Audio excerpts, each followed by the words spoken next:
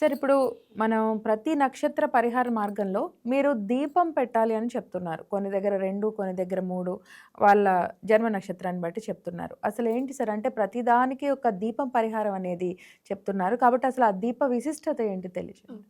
Actually దీపానికి చాలా విశిష్టత ఉంది. అంటే అగ్ని, దానికి షాడో ఉండదు. మనం ప్రత్యేకంగా చూసామంటే ప్రతి సిద్ధులు ఆదిశంకరాచార్యారు వీళ్ళందరూ మన షాడోని మన కంట్రోల్‌లో తీసుకోవాలంటారు. అసలు షాడో అనేది ఏంటి? అనేది ఒక పెద్ద క్వెషన్. ఇప్పుడు అగ్నికి షాడో ఉండదు. మీరు ఆ దీపానికి చూసారంటే దానికి షాడో ఉండదు. బట్ దేనికైనా షాడో ఉండాలా. సో లేదు అంటే ఇట్ ఈస్ ఇన్ఫినైట్ అని అర్థం అనమాట. సో దీపం ఎందుకు పెడతామంటే దీపం అనేది ఒక మన బాడీ అనుకోండి. మన బాడీ లోపల ఒత్తి అనేది మన కర్మ. నూనె మనం పోసే నూనె మనం చేసుకున్న బ్యాడ్ కర్మాసు. సో, ఆ దీపం మనం వెలిగిస్తున్నప్పుడు ఒత్తి కరిగి, కరిగి, కరిగి నూనె కరిగి మన కర్మలన్నీ ఎరాడికేట్ అయ్యేదానికి ఆ దీపాలు యాక్చువల్లీ మనం గుడిలో పెడతాం.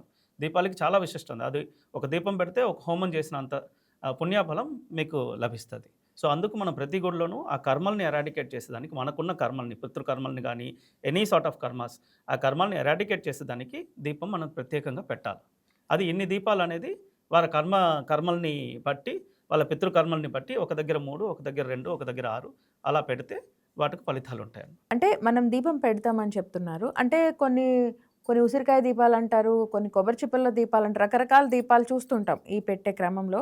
ఇప్పుడు మీరు చెప్పిన ఈ పరిహార మార్గంలో దీపం ఎలా పెట్టాలి సార్? దేంట్లో దీపం అంటే ప్రత్యేకంగా మనం పెట్టాల్సిన దీపం వచ్చి మట్టి దీపమే అన్నమాట.